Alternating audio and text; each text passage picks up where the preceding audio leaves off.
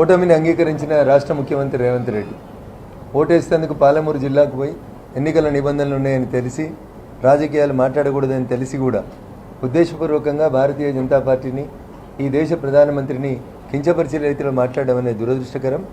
ఎన్నికల కమిషన్ నేను మెయిల్ ద్వారా మా పార్టీ ఫిజికల్గా వెళ్ళి కంప్లైంట్ ఇచ్చింది. సాయంత్రం వరకు రాష్ట్ర ముఖ్యమంత్రి గారిని గృహ నిర్బంధంలో ఉంచాలని, మాట్లాడకుండా వారికి ఆదేశాలు ఇవ్వాలని మేము ఎన్నికల సంఘాన్ని డిమాండ్ చేస్తూ ఉన్నాం. ఈ సందర్భంగా ఎన్నికలు ముగిసి రిజల్ట్ వచ్చిన తర్వాత మాట్లాడుకుంటే బాగుంటుంది, కానీ గ్రౌండ్లో రియాలిటీ అర్థమైన తర్వాత రేవంత్ రెడ్డి గారు ఓటింగ్కి పోయినప్పుడు ప్రజల నుంచి వచ్చిన రెస్పాన్స్ చూసైనా, గతంలో వరకు టీవీ ఛానల్లో అంతా అయిపోయి మాట్లాడిన తర్వాత ఎవరికి ఓటేద్దామంటే జనం నుంచి వచ్చిన రెస్పాన్స్ కానీ ఆయన కళ్ళ ముందు కనబడుతుంది. ఆయన భవిష్యత్తు ఆయన కనబడుతూ ఉంది. ఈ రాష్ట్రంలో అందరికంటే ఎక్కువ స్థానాలతో డబుల్ డిజిట్లో భారతీయ జనతా పార్టీ గెలవబోతూ ఉంది. కాబట్టి తన స్థానానికి ఏమైనా ఇబ్బంది వస్తామన్నటువంటి అనుమానంతో ఓటర్లని ప్రలోభ పెట్టేటట్టు ఇప్పటికే రైతు బంద్ చేసినాం, రేపు రైతు రుణమాఫీ చేస్తాం, ఇట్లాంటి పదాలు మాట్లాడడం అనేది ఎలక్షన్ కోడ్లో ఎన్నికలు నడుస్తున్నప్పుడు మాట్లాడడం అనేది చట్టరీత్యా నేరం. పోలీస్ యంత్రాంగం వెంటనే, ఎన్నికల సంఘం పోలీస్ యంత్రాంగానికి వెంటనే ఆదేశాలు జారీ చేయాలి. ముఖ్యమంత్రి గారి మీద కేసు నమోదు చేయాలి. సాయంత్రం పోలింగ్ ముగిసేంతవరకు లేదా ఇంకో 2 రోజుల వరకు ఆయనను గృహ నిర్బంధంలోనే ఉంచాలని చెప్పి నేను ఎన్నికల సంఘానికి ఇప్పుడే కంప్లైంట్ చేయడం జరిగింది. రాజకీయాల్లో విలువలు పాటించాలి, మధ్యవర్తులు ఉండి మంచిగా మాట్లాడుకుందాం అంటున్నటువంటి ముఖ్యమంత్రి గారు మరి ఎన్నికల కోడ్ ఉందని తెలిసి కూడా బీజేపీ మీద అట్లా మాట్లాడడం అనేది ఎంతవరకు సంస్కారమో వారే ఆలోచించుకుంటే బాగుంటుంది. ఎలక్షన్ కోడ్ సాయంత్రం 7 గంటలకి ఎన్నికలు అయిపోయిన తర్వాత ప్రజల్ని ఇన్ఫ్లుయెన్స్ చేయకుండా ఉంటుంది. కాబట్టి ఎన్నికల కోడ్ ఉన్నప్పటికీ కూడా తర్వాత చర్చ పెట్టుకోవడానికి అవకాశం ఉంటుంది. కానీ వచ్చేసింది, రేపే ఏదో పడిపోతూ ఉన్నాయి డబ్బులు అనేటువంటి రీతిలో మాట్లాడి ప్రజలని ప్రలోభ పెట్టేటువంటి ప్రయత్నం చేస్తున్నాడు. కాబట్టి అతని మీద ఖచ్చితంగా కేసు నమోదు చేయాలి.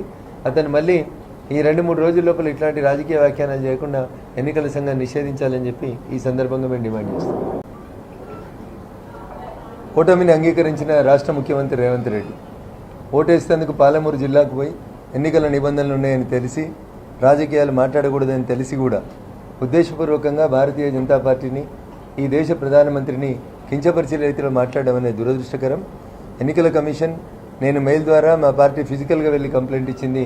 సాయంత్రం వరకు రాష్ట్ర ముఖ్యమంత్రి గారిని గృహ నిర్బంధంలో ఉంచాలని, మాట్లాడకుండా వారికి ఆదేశాలు ఇవ్వాలని మేము ఎన్నికల సంఘాన్ని డిమాండ్ చేస్తూ ఉన్నాం. ఈ సందర్భంగా ఎన్నికలు ముగిసి రిజల్ట్ వచ్చిన తర్వాత మాట్లాడుకుంటే బాగుంటుంది, కానీ గ్రౌండ్లో రియాలిటీ అర్థమైన తర్వాత రేవంత్ రెడ్డి గారు ఓటింగ్కి పోయినప్పుడు ప్రజల నుంచి వచ్చిన రెస్పాన్స్ చూసైనా, గతంలో వరకు టీవీ ఛానల్లో అంతా అయిపోయి మాట్లాడిన తర్వాత ఎవరికి ఓటేద్దామంటే జనం నుంచి వచ్చిన రెస్పాన్స్ కానీ ఆయన కళ్ళ ముందు కనబడుతుంది.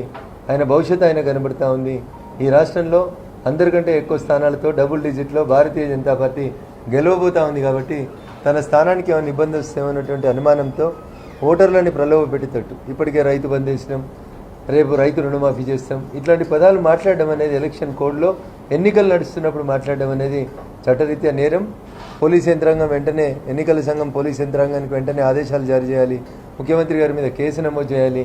సాయంత్రం పోలింగ్ ముగిసేంతవరకు లేదా ఇంకో 2 రోజుల వరకు ఆయనను గృహ నిర్బంధంలోనే ఉంచాలని చెప్పి నేను ఎన్నికల సంఘానికి ఇప్పుడే కంప్లైంట్ చేయడం జరిగింది. రాజకీయాల్లో విలువలు పాటించాలి, మధ్యవర్తులు ఉండి మంచిగా మాట్లాడుకుందాం అంటున్నటువంటి ముఖ్యమంత్రి గారు మరి ఎన్నికల కోడ్ ఉందని తెలిసి కూడా బీజేపీ మీద అట్లా మాట్లాడడం అనేది ఎంతవరకు సంస్కారమో వారే ఆలోచించుకుంటే బాగుంటుంది.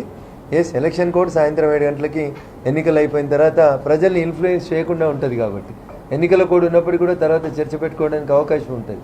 కానీ వచ్చేసింది, రేపే ఏదో పడిపోతూ ఉన్నాయి డబ్బులు అనేటువంటి రీతిలో మాట్లాడి ప్రజలని ప్రలోభ పెట్టేటువంటి ప్రయత్నం చేస్తున్నాడు. కాబట్టి అతని మీద ఖచ్చితంగా కేసు నమోదు చేయాలి. అతను మళ్ళీ ఈ 2-3 రోజుల లోపల ఇట్లాంటి రాజకీయ వ్యాఖ్యానాలు చేయకుండా ఎన్నికల సంఘాన్ని నిషేధించాలని చెప్పి ఈ సందర్భంగా మేము డిమాండ్ చేస్తాం. Thank you.